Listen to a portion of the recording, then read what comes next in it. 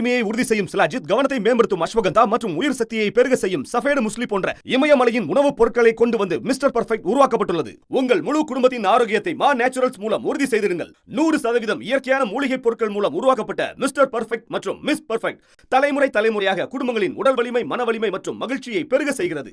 உங்கள் மகிழ்ச்சியான பயணத்தை துவங்க www.manaturals.com என்ற இணையதளத்தை பார்வையிடவும் அல்லது வாட்ஸ்அப் எண்ணிலும் தொடர்பு கொள்ளலாம்.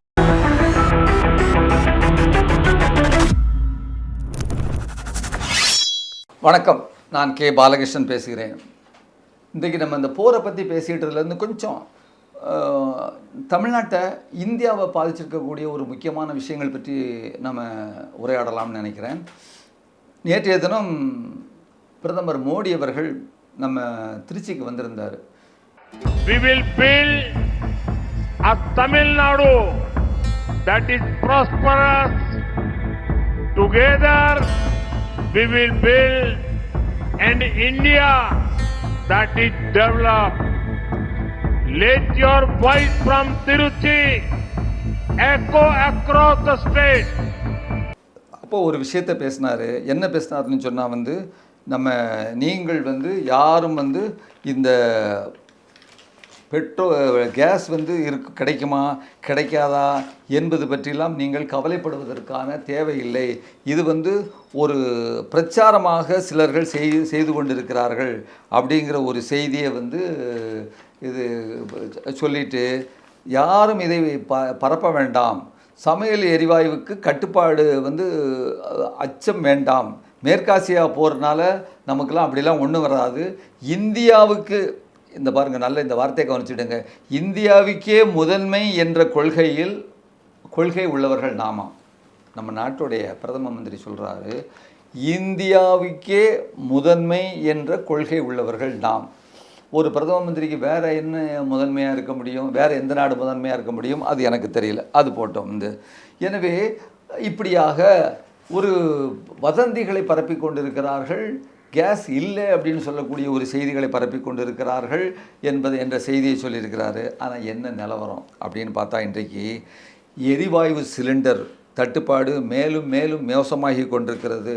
ஆட்டோவுக்கு எல்பிஜி கிடைக்கலையா? இதனால் என்ன நடக்குன்னு கேட்டிங்கன்னா, பட்டறை சார்ந்த தொழில் முடங்கி போயிருக்கு. வீடுகளில் உணவு சமைப்பதில் பிரச்சனை, ஹோட்டல்கள் விடுதிகள் எல்லாம் முடங்கி போயிருக்கு. அன்னதானம் கூட வழங்க முடியாத அளவிற்கு இன்றைக்கு மோசமான கட்டத்திற்கு தமிழ்நாட்டில் உள்ள நிறைய இடங்கள் போயிருக்கு.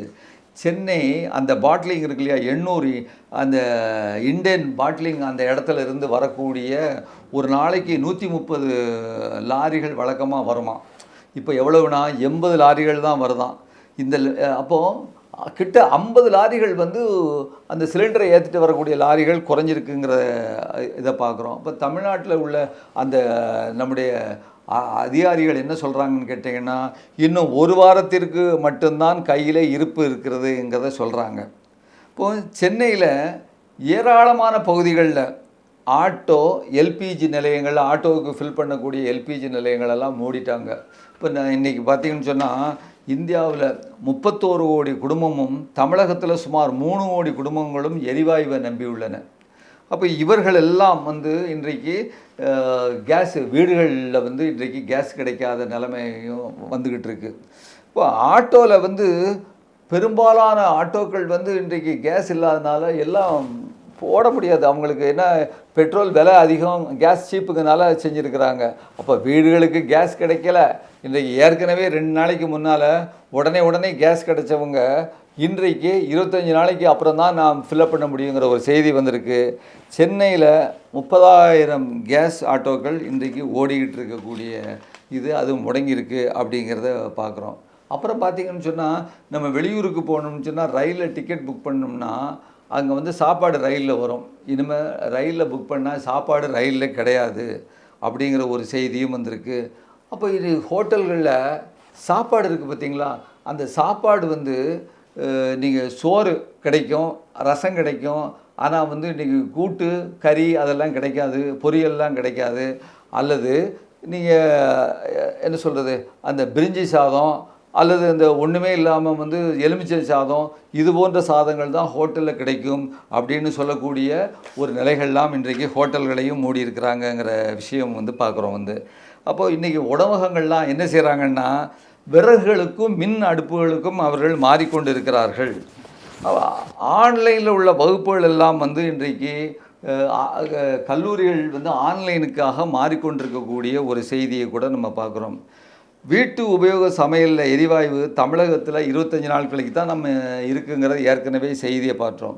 இதில் பெட்ரோல் கிடைக்குமாங்கிற ஒரு செய்தி அப்படியே பரவிட்டுருக்கு. ஏன்னா கச்சா எண்ணெய் அந்த அந்த அவர்கள் சிந்திக்கிறது கரெக்டு தான். கச்சா எண்ணெய் வரலன்னு சொன்னால் பெட்ரோல் வந்து அதிலேருந்து எடுக்கக்கூடியதான் பெட்ரோலும் சரி எல்பிஜியும் சரி. வந்து இன்றைக்கு பல இடங்களில் ஆஃபீஸர்கள்லேயும் சரி சிட்டிகள்லேயும் சரி வந்து பெட்ரோல் பங்குக்கு வந்து கூட்டமாக இருக்குது. ஏற்கனவே கொஞ்சம் தட்டுப்பாடுங்கும்போது நம்ம மக்கள் வந்து வாங்கி வைப்பாங்க. இப்போ போய் பார்த்திங்கன்னா அந்த எங்கள் ஏரியாக்கள்லாம் வந்து பல்லாவரம் பழவந்தாங்கலாம் அந்த இதில் வந்து டின்னில் வந்து வாங்கிட்டு போகிறாங்க. பெரிய அந்த தண்ணி இதில் வந்து பெட்ரோல் வாங்கிட்டு வந்து அவங்க போகக்கூடிய ஒரு நிலைமை. என்ன செய்வோம், அவங்க பயந்து தான் போவாங்க.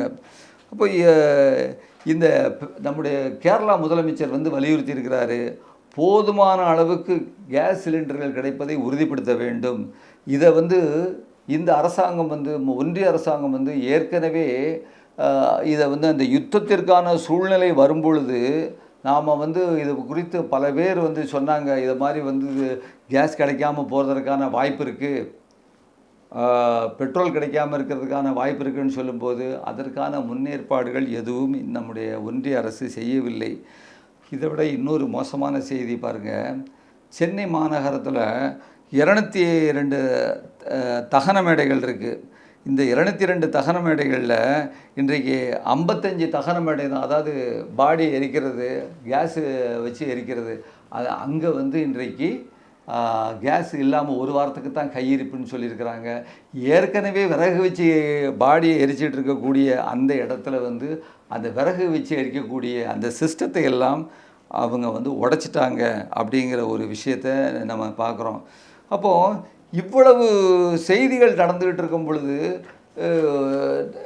இதெல்லாம் உண்மையா, அல்லது இந்த நம்முடைய பிரதமர் அவர்கள் வந்து இது குறித்தெல்லாம் நீங்கள் கவலைப்படாதீங்க, இன்றைக்கு அப்படிலாம் ஒன்றுமே இல்லை என்று சொல்லுவது உண்மையா இப்படிங்கிறத நம்ம வந்து நாம் தான் யோசித்து பார்க்கணும். வந்து இப்போ உணவகங்கள், வர்த்தக நிறுவனங்கள் மூடப்படுவது, ஆட்டோக்கள் நிறுத்தப்படுவது, இவற்றை நம்பி வாழ்வு நடத்தக்கூடிய லட்சக்கணக்கான தொழிலாளர்கள் வந்து இன்று வாழ்வாதாரங்களை இழக்கக்கூடிய நிலையில் வந்து இருக்கிறாங்க. அப்போது இன்றைக்கு தேதியில் திடீர்னு எல்லாம் வந்து போரை நிறுத்தியாச்சுன்னு வைங்க. போரை நிறுத்தினதுக்கு அப்புறமும் அங்கே உள்ள நிறைய எண்ணெய் எரிவாயு நிலையங்கள், சுத்திகரிப்பு நிலையங்கள் எல்லாமே அடி வாங்கியிருக்கு. சண்டையில் வந்து ஈரான் பக்கம் அடி வாங்கியிருக்கு, கல்ஃப் கண்ட்ரீஸில் அடி வாங்கியிருக்கு.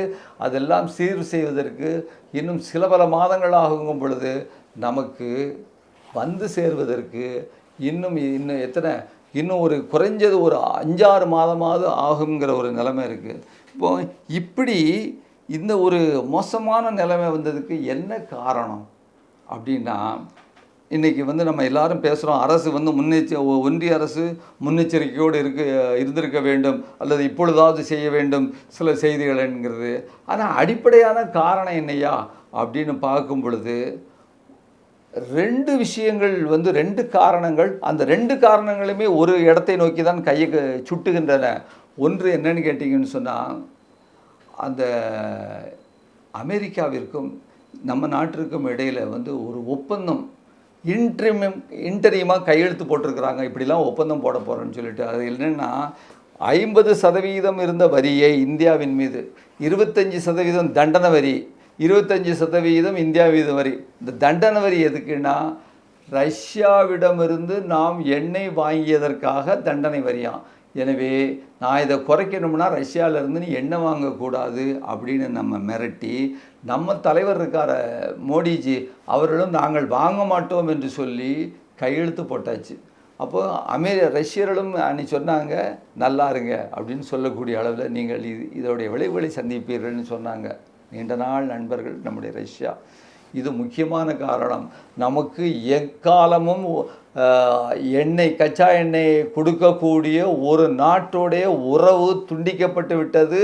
ட்ரம்ப்பு நம்முடைய பிரதமருடைய கையை முறுக்கியதால் நம் நிர்பந்தத்தை ஏற்படுத்தியதால் என்பது மிக மிக அடிப்படையான காரணமாகும். ஒன்று. இரண்டாவது காரணம், இன்றைக்கு நம்முடைய இந்த இந்தியாவுக்கு வளைகுடா நாடுகளிலிருந்து எண்ணெய் வரக்கூடிய அந்த இடங்களெல்லாம், கச்சா எண்ணெய் இருந்து வரக்கூடிய இடங்களெல்லாம் எப்படி வரணும்னு கேட்டிங்கன்னா, ஒரு 30 மைல் அகலமாக உள்ள ஹோர்முஸ் ஜலசந்தின்னு ஒரு ஜலசந்தி வெளியே தான் வரணும். அந்த ஜலசந்தி யாருடைய கண்ட்ரோலில் இருக்குன்னு சொன்னீங்கன்னு சொன்னால், அது ஈரானுடைய கண்ட்ரோலில் இருக்குது, ஈரானுடைய கட்டுப்பாட்டுடைய கீழே இருக்குது. அப்போ இந்த ஈரானுடைய கட்டுப்பாட்டை மீறி அங்கே வர முடியாது. இப்போ நாம் என்ன நிலைப்பாடு எடுத்திருக்கிறோம்? ஈரானுக்கு எதிரான நிலைப்பாடை எடுத்திருக்கிறோம். எப்படி எடுத்திருக்கிறோம்? ஈரான் தலைவர் கொல்லப்பட்டதற்கு நாம் கண்டனம் தெரிவிக்கவில்லை. 165 குழந்தைகள் கொல்லப்பட்டதற்கு நாம் கண்டனம் தெரிவிக்கவில்லை. ஆனால் நம்முடைய ஃபாரின் மினிஸ்டரும் சரி, நம்முடைய அதிகாரிகளும் சரி, ஈரான் தலைவர்கள் கொல்லப்பட்டதற்கு வருத்தம் தெரிவித்திருக்கிறார்கள். வருத்தம், அவர் ஏதோ காய்ச்சல் இறந்த மாதிரி, ஒரு கண்டனம் கூட தெரிவிக்கலை. இப்படியாக ஈரானுக்கு எதிரான நிலைப்பாடு. எந்த ஈரானுக்கு? வளைகுடா நாடுகளிலிருந்து எண்ணெய் வர வேண்டும் என்றால் ஈரானுடைய சொந்த அந்த கட்டுப்பாட்டிற்குள்ள, அவருடைய ஆளுகைக்கு உள்ள ஹோர்முஸ் ஜலசந்தி வழியே தான் வர வேண்டும் என்கின்ற ஒரு நிலை இருக்கும் பொழுது, இன்றைக்கு அவன் என்ன சொல்கிறாங்க ஈரான்காரங்க, நாங்கள் எங்களோடு நட்பு உள்ள சீனா நீ போங்கன்ட்டாங்க. அப்போ நம்ம நாடுகளும் அங்கே அவர்களோடு நட்புறவோடு இருந்திருந்தால், அமெரிக்காவோடு நீங்கள் அமெரிக்காவோடையா ரஷ்யாவோடைய வேண்டாம், கூட்டுச்சேரா நாடுகள் அமெரிக்கா பக்கமும் இல்லை, நான் ரஷ்யா பக்கமும் இல்லை, இந்திய நாடுகள் இதுவரை பின்பற்றி வந்த ஒரு உயர்ந்த ராஜதந்திர உறவு, அதாவது எந்த நாடுகளுடையும் சேராமல் இருக்குன்னு சொல்லும் பொழுது அது உலகத்தால் மதிக்கப்பட்டது. அந்த உறவை நீங்கள் பின்பற்றி இருந்தால் கூட உங்களுடைய கப்பல்களை அவர்கள் அனுப்புவார்கள். ஆனால் இன்று நம்முடைய கப்பல்களை அவர்கள் அனுப்புவதற்கு தயாராக இல்லை. முதல்ல ஒரு கப்பல் வந்தது, அந்த கப்பலை அடிச்சிட்டாங்க, அதில் 2 பேர் இந்தியர்கள் இறந்துருக்காங்க அப்படிங்கிற ஒரு செய்தி கூட. அதுலேயும் பாருங்கள், நம்ம பத்திரிகைகள் உண்மை நிலையை சொல்ல மாட்டேங்கிறாங்க. ஒரு பத்திரிகை இன்றைக்கி எழுதியிருக்கு, ஒரு ஒரு பாரம்பரியமிக்க தமிழ் பத்திரிகை, இந்தியாவை நோக்கி வந்த கப்பல் மீது ஈரான் தாக்குதல், 2 இந்தியர்கள் உயிரிழப்பு. அப்போ இதை படித்தா என்ன தெரியும்? ஐயோ, நமக்கு எதிராகவே ஈரான்காரன் வந்துட்டானா, இப்போ நம்ம நாட்டுக்கு வர்ற கப்பலை அவன் தாக்கிட்டானா அப்படின்னு தானே நினைப்பாங்க. எவ்வளவு ஒரு நரித்தந்திரத்தோடு இந்த பத்திரிக்கை எழுதியிருக்காங்க பாருங்கள். பாரம்பரிய பத்திரிக்கை இன்றைக்கு, அதில் தான் எல்லாரும் பெரிய படித்தவங்களாம் அந்த தமிழ் பத்திரிக்கையை படிப்பாங்க. அப்போது இதில் அவங்க என்ன எப்படி எழுதியிருக்கணும்? உண்மை என்னன்னா, ஹோர்முஸ் ஜலசந்தியை கடக்க முயன்ற, இந்தியாவுக்கு வருவதற்காக ஹோர்முஸ் ஜலசந்தியை கடக்க முயன்ற கப்பல் மீது தாக்குதல் அப்படி சொல்லியிருக்கணும். அப்போது நீ ஒன்றை மட்டும் தாக்கலையே, எல்லா கப்பல்களையும் தானே தாக்கியிருக்காங்க. இப்படியாக செய்திகளை போடுவதில் கூட ஒரு நரித்தந்திரத்தோடு போடக்கூடிய இந்த பத்திரிகைகள் ஒரு புறம் இருக்க, நாம் இந்த சமூக ஊடகங்களில் திரும்ப திரும்ப சொல்லுவது என்னன்னு கேட்டிங்கன்னா, இன்றைக்கு ஒரு புறம் இவ்வளவு மோசமான உண்மை நிலை இருக்கிறது. ஹோட்டலில் சாப்பாடு கிடையாது, ஊரடங்கு உத்தரவு மாதிரி இருக்குது, ஆட்டோவில் போக முடியாது, இன்றைக்கு வீடுகளில் உணவு விடுதிகளில் தங்கி, அதாவது கல்லூரிகள் எல்லாம் மூடிட்டாங்க. இன்றைக்கு ஹோட்டலில் போனீங்கன்னா தோசை கிடையாதுங்க, ஏன்னா கல் ரொம்ப நேரம் ஆகணுமா அது. அப்புறம் வேறு சப்பாத்தி கிடையாதான். இன்றைக்கு ஒன்றையும் சோறை வெந்து தட்டிகிட்டு இருக்காங்கிற கூடிய நிலைமை. வெளியூர்லேருந்து வந்தவங்களாம் சொந்த ஊருக்கு போயிட்டுருக்காங்கங்கிற இப்படி ஒரு நிலைமையில் இப்போ நம்ம என்ன செய்கிறது அப்படிங்கிற இந்த சூழ்நிலையை பற்றி கொஞ்சம் கூட கவலைப்படாமல் நம்மால் என்ன சொல்கிறாரு, கவலைப்படாதீங்க, நீங்கள் அப்படிலாம் ஒன்றுமில்லைன்னு சொல்லக்கூடிய நிலைமையை நம்ம பார்த்து கொண்டிருக்கிறோம். எனவே நடவடிக்கைகள் எடுத்திருக்க வேண்டும். இனிமையாவது அவர்கள் நடவடிக்கை உடனடியாக ராஜதந்திர உறவுகளை ரஷ்யாவோடு சரிப்படுத்தி கொண்டு ரஷ்யாவிடம் எண்ணெய் வாங்குவதற்கு அவர்கள் முயற்சி செய்ய வேண்டும். ஆனால் ஒரு கப்பல் சேர்ந்துருக்குன்னு சொல்கிறாங்க.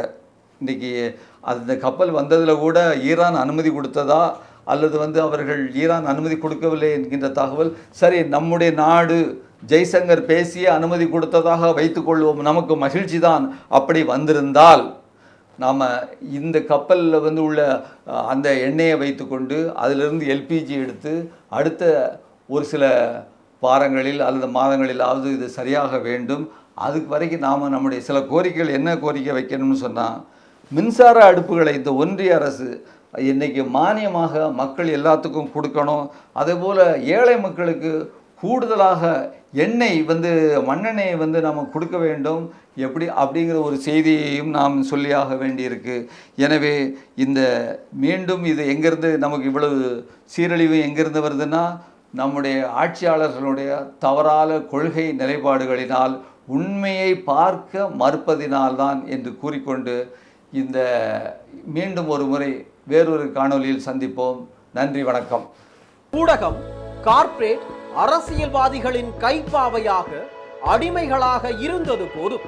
இனி சாட்டை எடுத்து சுழற்றும் நேரம் வந்துவிட்டது. ஊடகம் பொதுமக்களாகிய உங்களுக்காக உங்களாலேயே இயக்கப்பட வேண்டும். ஊடக சுதந்திரத்திற்காக உங்களின் பங்களிப்பை இன்றே அளித்திடுங்கள்.